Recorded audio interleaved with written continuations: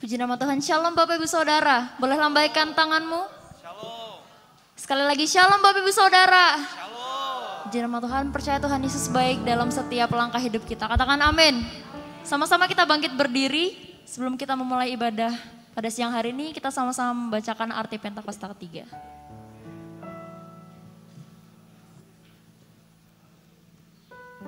Mari Bapak Ibu sama-sama kita akan bacakan makna dari Pentakosta ketiga. Apa yang dimaksud dengan Pentakosta ketiga? Yang pertama, Pentakosta ketiga adalah pencurahan Roh Kudus yang dahsyat di zaman ini melebihi yang terjadi di Azusa Street. Yang kedua, Pentakosta ketiga akan mengakibatkan penuaian jiwa yang terbesar dan yang terakhir sebelum Tuhan Yesus datang kembali. Yang ketiga, Pentakosta ketiga akan membangkitkan generasi Yeremia, yaitu anak-anak muda yang dipenuhi Roh Kudus, cinta mati-matian kepada Tuhan Yesus, tidak kompromi terhadap dosa, dan akan bergerak untuk memenangkan jiwa. Yang keempat, Pentakosta ketiga lahir di Indonesia dan bergerak ke bangsa-bangsa.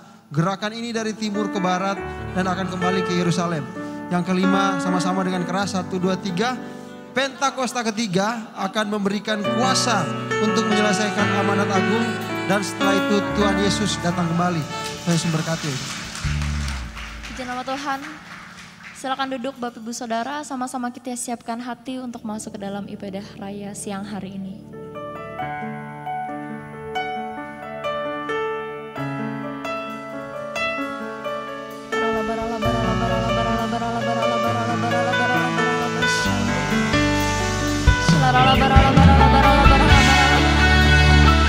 Sama-sama kita mau memuji menyembah Tuhan pagi siang hari ini.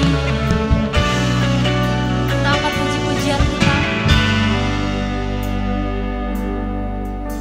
Kaulah Bapakku yang baik, tak pernah rancangkan yang jahat bagiku. Kaulah Bapakku yang setia, tak pernah biarkan ku jalan sendiri. Kasih-Mu bagai embun yang turun setiap pagi, selalu baru bagiku. Janji-Mu menopang hidupku.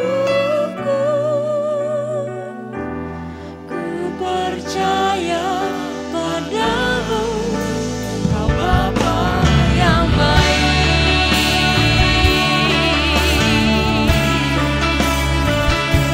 Bapakku yang baik.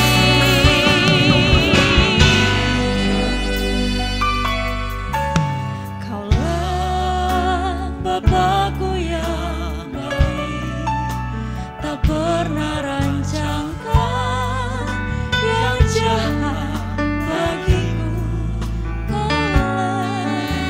Kaulah Bapakku yang setia, tak pernah biarkan ku jalan sendiri. Biar Bapak Ibu sendiri nyanyikan. Kaulah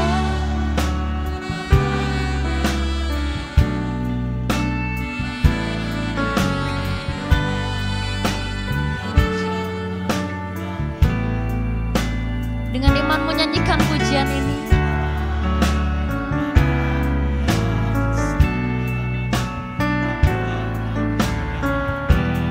Ku jalan sendiri, sama-sama nyanyikan.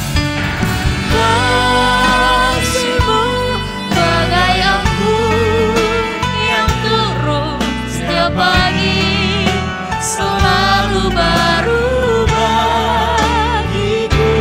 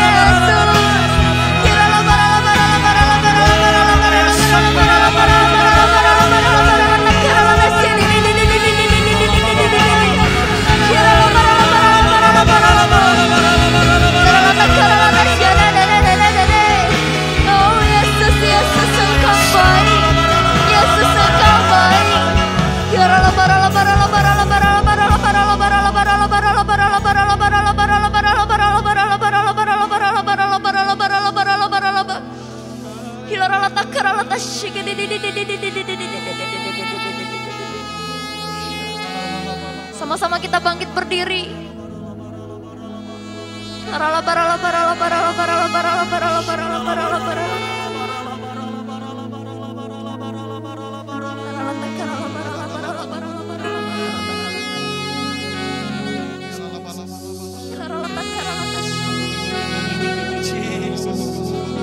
Oh, rabata karalabaya sharalabaralabaralabaralabar. Oh, rabata kaya shakaralabaralabaralabar.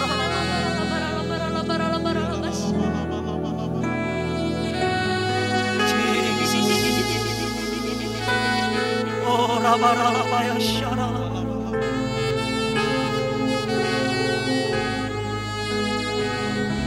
Yesus, Yesus. Mari sama-sama kita angkat kedua tangan kita, Bapak Ibu Saudara. Sujud di altarnya, ku bawa hidupku,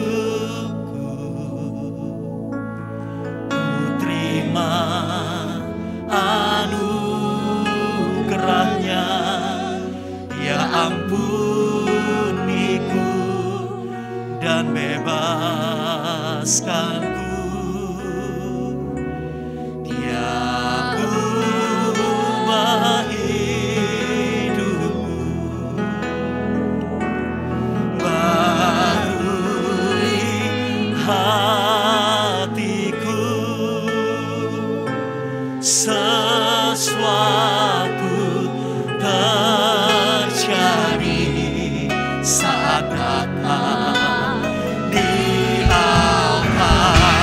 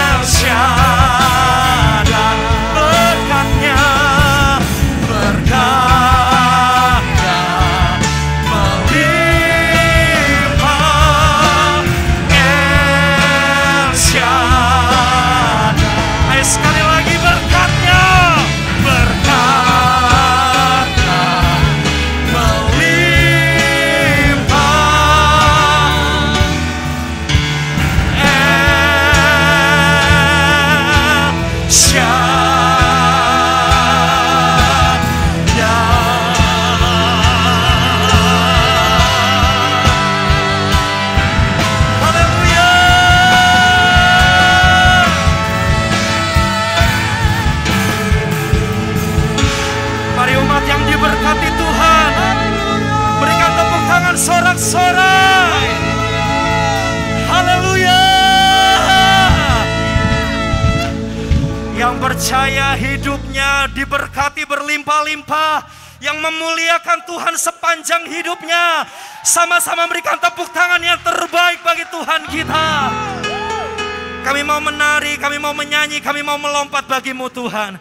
Dalam nama Tuhan Yesus, yang percaya sama-sama katakan amin. Amin. Sekali lagi yuk berikan tepuk tangan yang terbaik bagi Tuhan kita. Tepuk tangannya jemaat GBI Salemba lebih lagi, lebih lagi. Saya ingin dengar bersama-sama, katakan pasukan.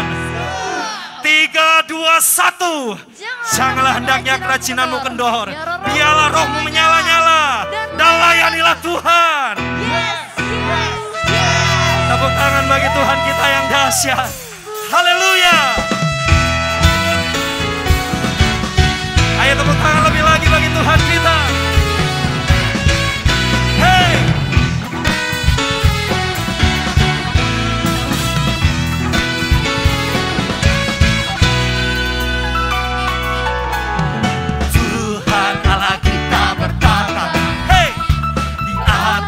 Pujian umatnya, Tuhan Allah kita bertata di atas pujian umatnya. Bila Allah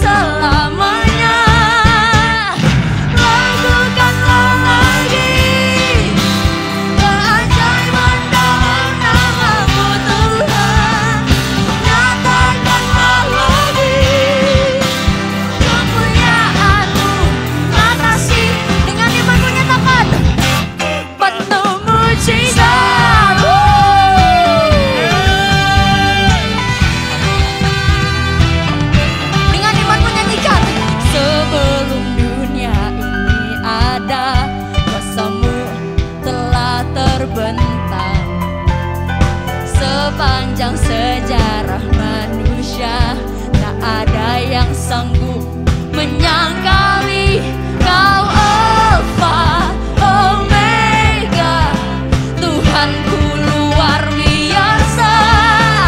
Perbuatanmu heran, dulu sekarang selamanya. Sama-sama lakukanlah lagi keajaiban dalam nama-Mu Tuhan.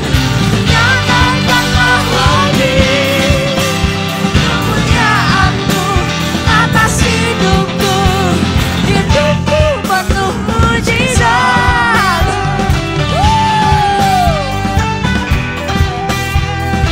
Sama-sama Kau Alfa, Kau Alfa, Tuhanku luar biasa. Sambil angkat tanganmu nyanyikan. Dulu sekarang selamanya Kau Alfa, Tuhanku luar biasa. Perbuatanmu dulu sekarang selamanya. Sama-sama kita menari buat Tuhan. Sorakan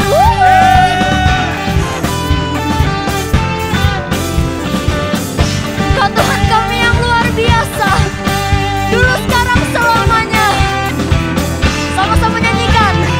Lakukanlah lagi keajaiban dalam nama-Mu Tuhan.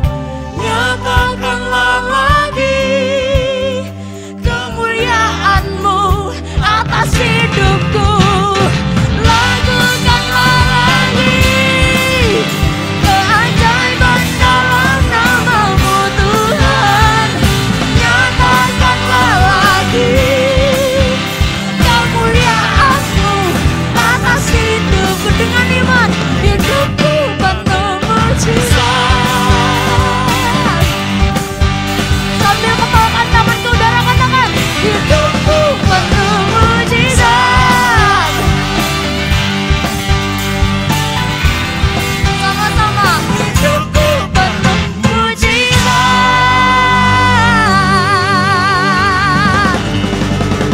Bersorak buat Tuhan Yesus yang dahsyat. Sorakan haleluya. Haleluya. Haleluya, puji nama Tuhan. Boleh katakan kanan kirimu, hidupmu penuh mukjizat. Haleluya, berikan tepuk tangan buat Tuhan Yesus. Silakan duduk Bapak Ibu Saudara, kita siapkan hati untuk kebenaran firman Tuhan. Hari ini adalah Jumat Agung, di mana kita memperingati kematian Tuhan Yesus. Kita akan merenungkan kembali kasih Tuhan Yesus yang luar biasa bagi kita semua.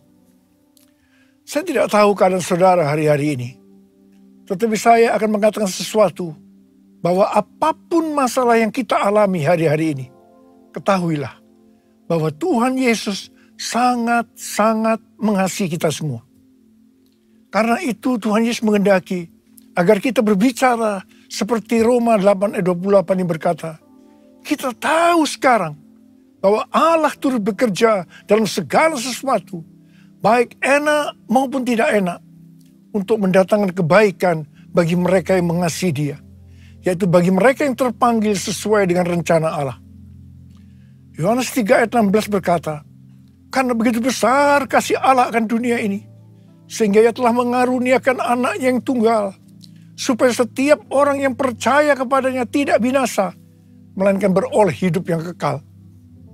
Ada apa dengan manusia sehingga Tuhan Yesus harus datang dalam dunia ini? Alkitab berkata, semua orang telah berbuat dosa dan telah kehilangan kemuliaan Allah. Upah dosa adalah maut, mati, tempatnya di neraka. Neraka adalah tempat yang sangat mengerikan. Jangan sampai masuk neraka. Karena itu Tuhan Yesus datang ke dalam dunia ini untuk menyelamatkan kita semua. Bagaimana cara Tuhan Yesus menyelamatkan kita? Alkitab berkata, Tuhan Yesus yang tidak mengenal dosa, dijadikan dosa oleh karena kita semua. supaya di dalam dia, yaitu mereka yang percaya kepada Tuhan Yesus, dibenarkan oleh Allah. Apa arti dari ayat ini? Tadi dikatakan, semua orang telah berbuat dosa dan telah kehilangan kemuliaan Allah.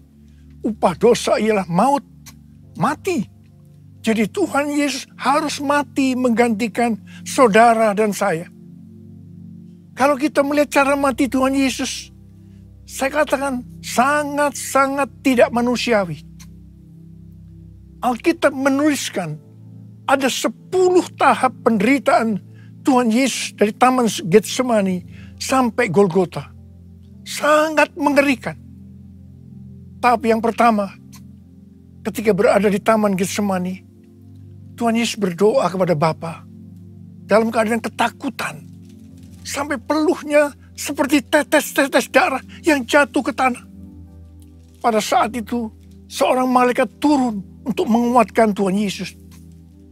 Tuhan Yesus berdoa kepada Bapa, "Ya Bapakku, jikalau sekiranya mungkin, biarlah cawan ini lalu daripadaku.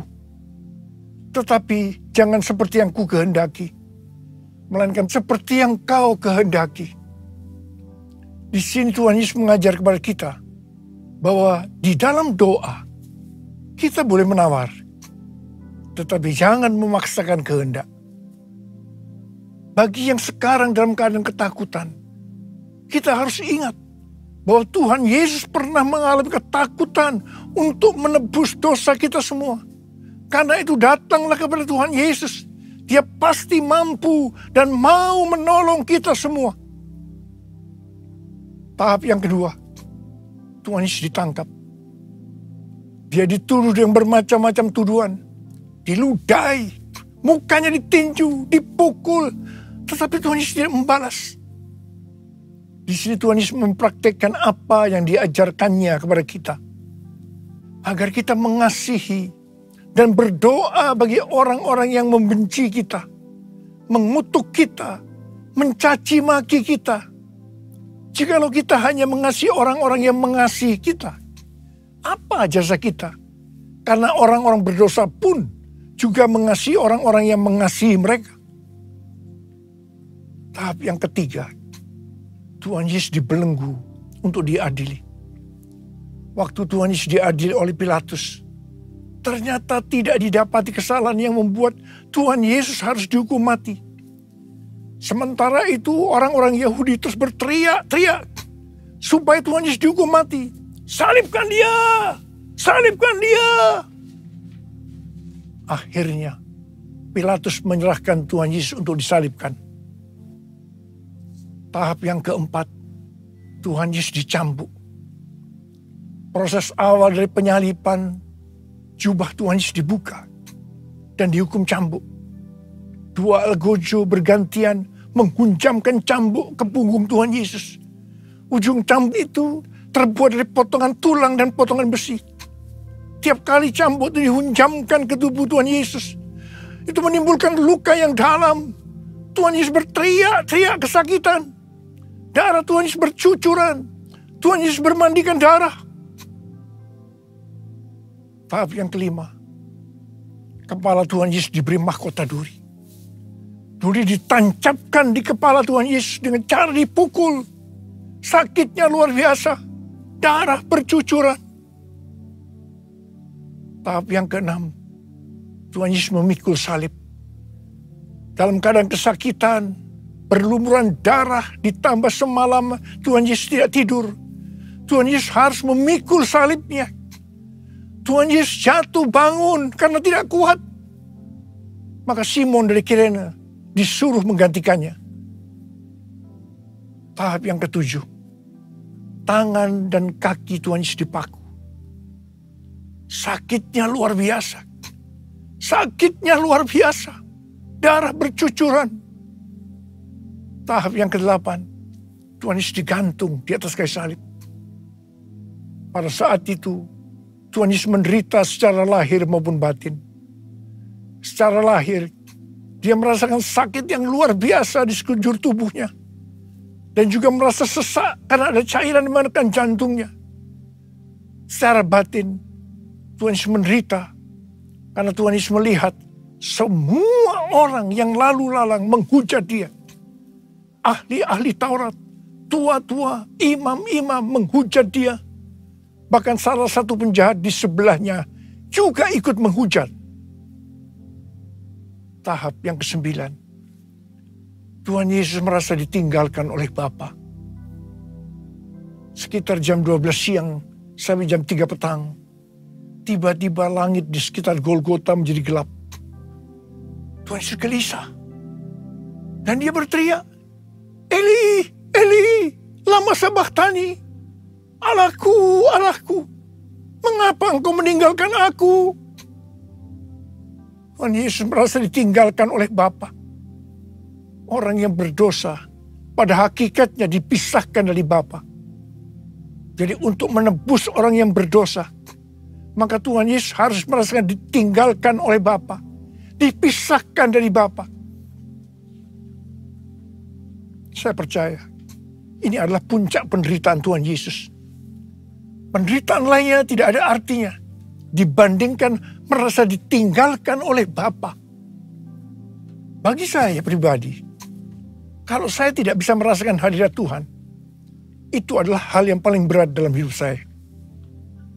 Karena itu saya setiap hari selalu menjaga langkah-langkah dalam hidup ini. Agar saya terus mengalami hadirat Tuhan. Kalau ada dosa, harus cepat diselesaikan. Supaya terus merasakan hadirat Tuhan. Saya berharap saudara juga melakukan hal yang seperti itu. Kalau ada di antara kita yang sudah tidak merasakan hadirat Tuhan, dan kita menganggap itu sesuatu yang biasa, kita harus bertobat. Tidak ada yang lebih berbahagia daripada kalau kita berada dalam hadirat Tuhan. Sebab Alkitab berkata, di hadapanmu ada sukacita berlimpah-limpah. Artinya di dalam hadirat Tuhan ada sukacita dan kebahagiaan yang berlimpah-limpah. Tahap yang ke-10. Tuhan Yesus berkata, sudah selesai. It is finished. Ya Bapa, ke dalam tanganmu kuserahkan nyawaku. Lalu Tuhan Yesus mati. Pertanyaannya, mengapa Tuhan Yesus harus mati dengan cara demikian? Mengapa tidak dengan cara yang mudah? Dipenggal kepalanya, selesai. Mengapa Tuhan Yesus harus mati dengan cara bermandikan darah? Alkitab katakan, tanpa penumpahan darah. Tanpa penumpahan darah, tidak ada pengampunan dosa. Untuk mengampuni dosa saudara, dosa saudara, dosa saudara, dan juga dosa saya, Tuhan Yesus harus mati dengan cara demikian. Selain itu, apalagi yang Alkitab katakan dengan cara mati Tuhan Yesus yang seperti itu? Yang pertama, penyakit kitalah yang ditanggungnya. Yang kedua, penderitaan kita yang dipikulnya. Dan oleh bilur-bilurnya kita disembuhkan.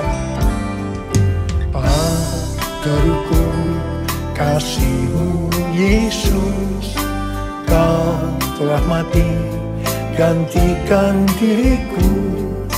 Kau curahkan darah-Mu untuk tebus dosaku.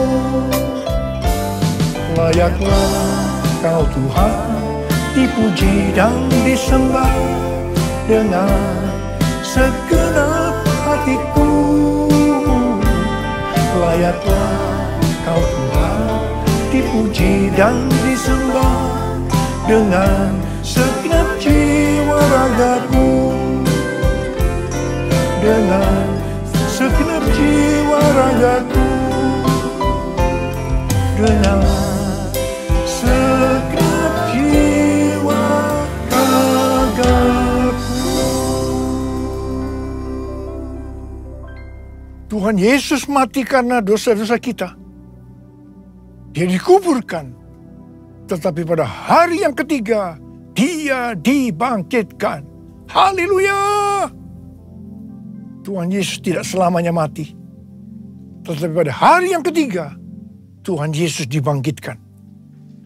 Apa Alkitab katakan kalau sampai Tuhan Yesus tidak bangkit? Yang pertama, sia-sialah pemberitaan firman Tuhan. Saya di sini memberitakan firman Tuhan tidak ada artinya. Sia-sia.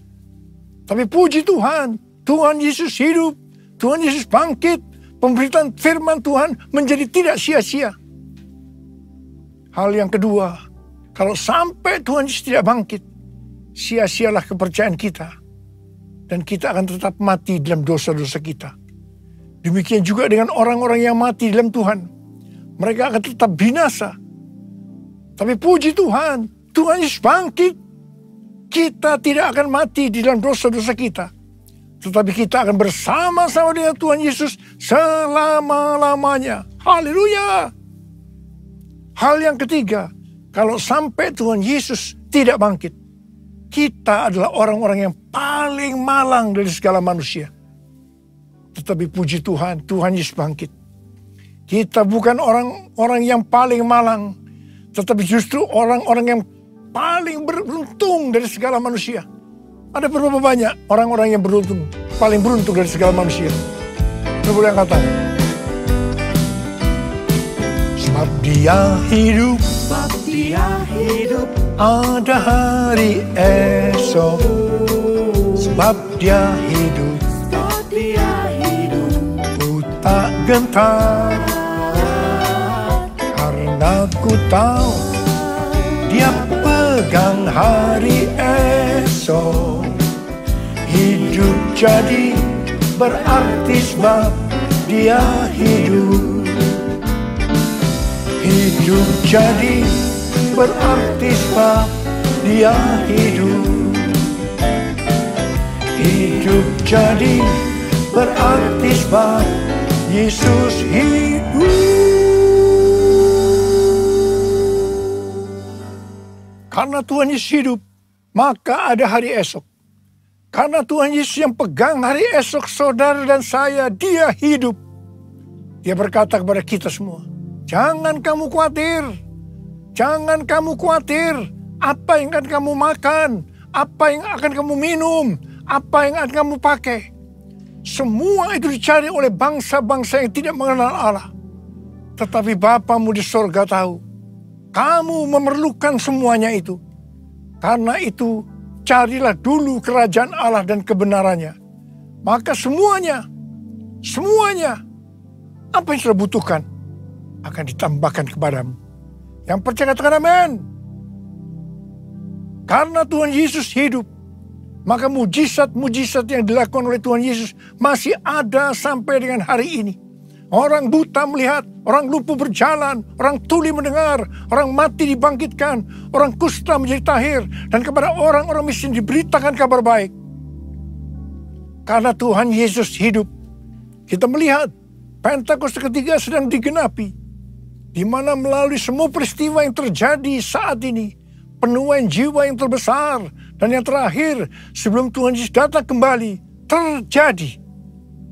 Hari-hari ini terjadi kebangkitan generasi Yeremia, yaitu generasi anak-anak muda yang dipenuhi dengan Roh Kudus, cinta mati-matian kepada Tuhan Yesus, tidak kompromi terhadap dosa, dan akan memenangkan banyak jiwa. Di Asbury University, Kentucky, Amerika, sudah terjadi revival. Sejak tanggal 8 Februari 2023, terjadi revival di antara anak-anak muda generasi Yeremia. Mereka mengalami pertobatan, kesembuhan, baptisan Roh Kudus. Revival ini sedang menyebar ke seluruh Amerika dan juga sedang bergerak ke bangsa-bangsa. Pentakosta ketiga sedang turun di Amerika dan sedang bergerak ke bangsa-bangsa. Haleluya! Karena Tuhan Yesus hidup, maka memasuki tahun 2023, Tuhan memberikan tema bahwa tahun 2023 adalah tahun untuk bangkit, jadilah pemenang. The year to rise up, be victorious. Kita harus bangkit dan menjadi pemenang dalam hal membangun manusia rohani kita. Kita harus menjadi serupa dengan gambar Yesus, yang berarti kita harus menjadi murid Tuhan Yesus. Sesuai dengan Roma 8 ayat 29. maka target kita sebagai orang percaya adalah menjadi serupa dengan gambarnya. Artinya menjadi murid Tuhan Yesus. Kita harus bangkit dan menjadi pemenang dalam hal memberi, dalam kemurahan hati, supaya kita diberkati. Karena Tuhan lebih dulu telah memberkati, mengasihi kita. Kita harus bangkit dan menjadi pemenang dalam hal unity. Unity adalah kunci utama untuk terjadinya penuaian jiwa besar-besaran. Kita harus banyak berdoa, memuji, dan menyembah Tuhan bersama-sama dalam unity siang dan malam. Hal yang seperti ini yang sudah terjadi di Asbury University, Kentucky, Amerika Serikat. Karena Tuhan Yesus hidup, maka kita harus bangkit dan menjadi pemenang dalam hal takut akan Tuhan. Tuhan Yesus berkata dalam Lukas 12 ayat 4 dan 5. Aku berkata kepadamu, hai sahabat-sahabatku, janganlah kamu takut terhadap mereka yang dapat membunuh tubuh dan kemudian tidak dapat berbuat apa-apa lagi. Aku akan menunjukkan kepada kamu siapakah yang harus kamu takuti. Takutilah Dia yang setelah membunuh mempunyai kuasa untuk melemparkan orang ke dalam neraka. Sesungguhnya aku berkata kepadamu, takutilah Dia. Amsal 8 ayat 13 berkata, takut akan Tuhan ialah membenci kejahatan. Aku benci kepada kesombongan, kecongkakan, tingkah laku yang jahat, dan mulut yang penuh tipu muslihat. Mazmur 25 ayat 12 sampai 14 berkata, siapakah orang yang takut akan Tuhan? Kepadanya Tuhan menunjukkan jalan yang harus dipilihnya.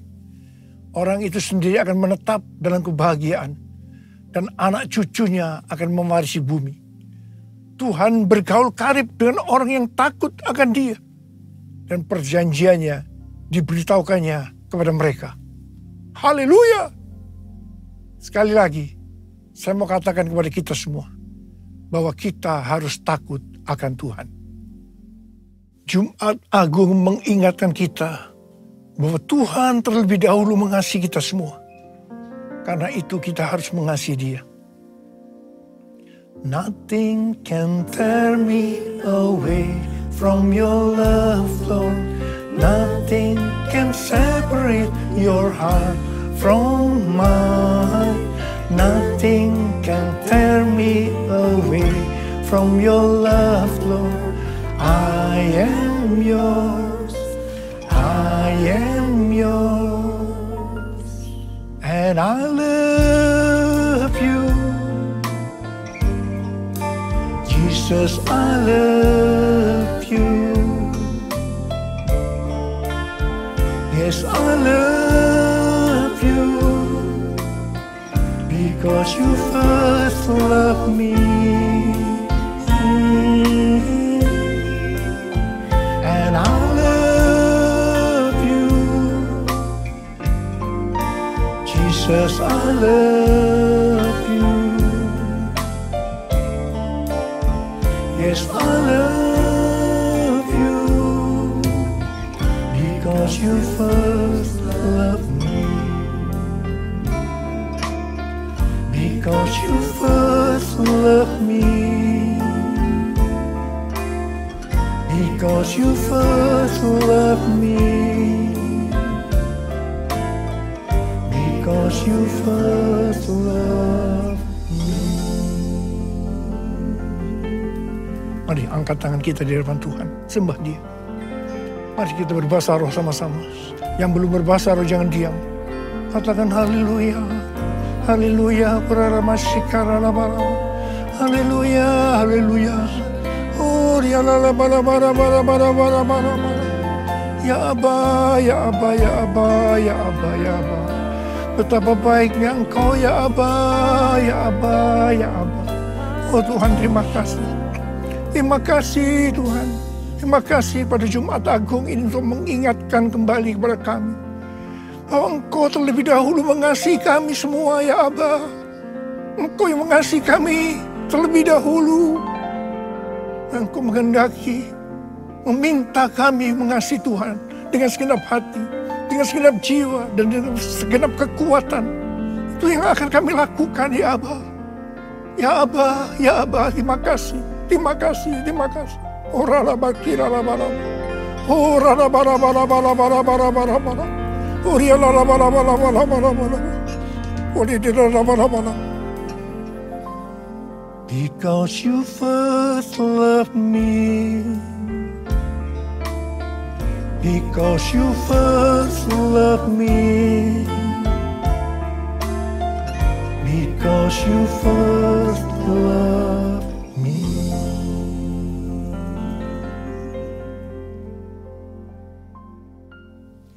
Mari, saudara-saudara, kita akan masuk dalam perjamuan kudus. Kita akan mengingat ayat ini. Setiap kali kamu makan roti ini dan minum cawan ini, kamu memberitakan kematian Tuhan sampai Ia datang. Perjamuan kudus adalah perjamuan Tuhan Yesus sendiri. Setiap kali kita masuk dalam perjamuan kudus, Tuhan Yesus selalu berkata kepada kita, biarlah ini menjadi peringatan akan aku. Peringatan akan aku. Karena itu mari arahkan hati kita kepada kebaikan Tuhan. Kita akan mengingat kebaikan Tuhan. Mari tundukkan kepala. Bapa, siapakah kami sebelum kami mengenal Engkau? Kami semua orang berdosa. Upah dosa adalah maut, mati. Tapi Engkau yang tidak berdosa telah dijadikan dosa oleh karena kami. Engkau harus turun dari surga mulia, menjelma menjadi manusia, mati ganti kami dengan penderitaan yang luar biasa. Sungguh kalau kamu pikirkan betapa baiknya Engkau, ya Aba. Kau jadikan kami sebagai anak-anak-Mu. Engkau tuntun, Engkau bela, Engkau berkati. Engkau sembuhkan kami, Engkau ajar kami. Engkau tegur kalau kami salah. Itu Engkau, ya Aba. Itu Engkau. Tuhan akan memberkati kita melalui perjamuan kudus. Tapi Tuhan mau kita makan dan minum dengan cara yang benar. Karena itu masing-masing sekarang lihat diri kita masing-masing. Introspeksi. Kalau Tuhan ingatkan ada dosa yang belum diselesaikan, ini saatnya kita minta ampun kepada Tuhan. Ampuni kami Tuhan. Ampuni kami, ampuni, ampuni. Ampuni, ampuni. Tuhan, Kau melihat anak-anak-Mu yang sedang menyelesaikan segala sesuatu ini dengan Tuhan. Ampuni mereka. Ampuni kami semua, ya Aba. Ampuni. Kami akan masuk dalam perjamuan kudus dengan hati yang penuh ucapan syukur. Dalam nama Yesus yang berdoa. Amin. Sekarang mari angkat roti di tangan kanan kita tinggi-tinggi. Sebab apa yang telah kuteruskan kepadamu telah aku terima dari Tuhan. Yaitu bahwa Tuhan Yesus pada malam waktu yang diserahkan mengambil roti. Dan sesudah itu ia mengucap syukur atasnya. Ia memecah-mecahkannya dan berkata, inilah tubuhku yang diserahkan bagi kamu. Perbuatlah ini menjadi peringatan akan aku. Saudara kasih Tuhan, bukankah roti yang kita pecah-pecahkan ini adalah persekutuan kita dengan tubuh Kristus? Mari kita makan dalam nama Yesus.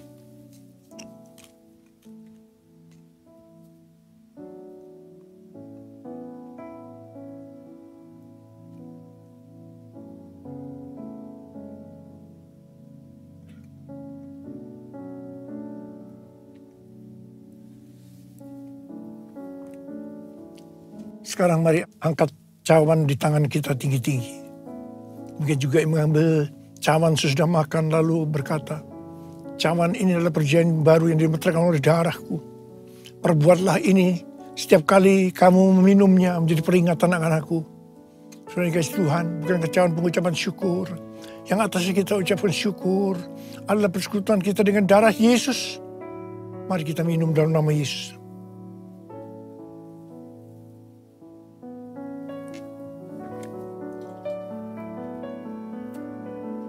Mari angkat tangan kita, ucapkan syukur dengan suara.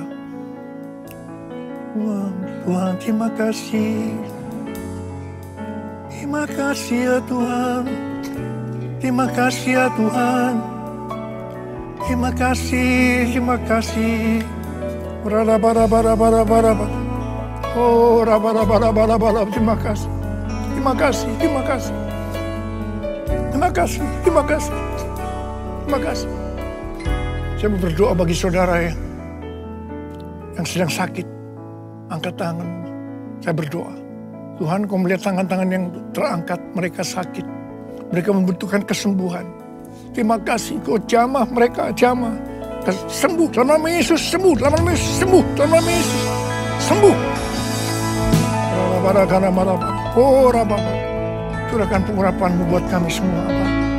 Curahkan pengurapan-Mu. Terima pengurapan Tuhan, terima. Kami terima pengurapan-Mu Tuhan. Kami terima. Kami terima pengurapan-Mu, kami terima. Oh Rabba, terima kasih. Terima kasih Yesusku, terima kasih Yesusku. Puji syukur hanya bagi Tuhanku. Terima kasih Yesusku, terima kasih Yesusku.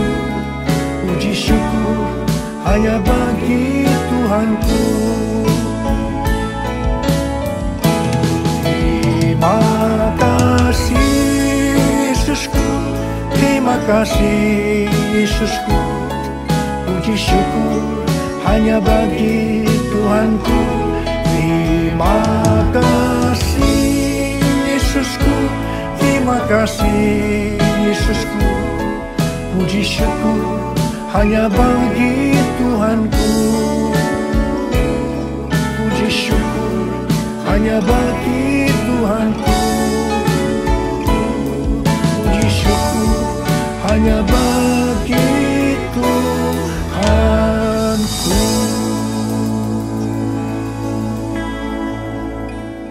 Selamat menabur, Tuhan Yesus memberkati.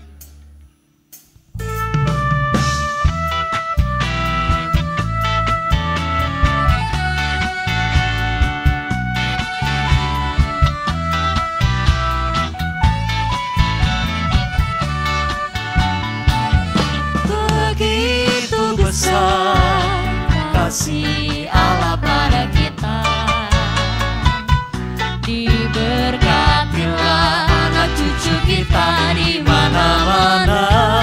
Yang sudah menabur boleh sama-sama bangkit berdiri. Miskin dan menjadikan kaya. Dia merendahkan dan meninggikan juga. Berbahagialah bagi orang yang percaya. Anak cucunya pasti tidak akan meminta-minta. Karena Allah menggenapi firman-Nya. Tiada yang mustahil bagi orang percaya. Begitu besar kasih Allah pada kita. Sama-sama menari buat Tuhan. Anak cucu kita di mana-mana. Mengubah miskin dan menjadikan kaya. Dia merendahkan dan meninggikan juga. Sama-sama menari buat Tuhan. Berbahagialah bagi orang yang percaya.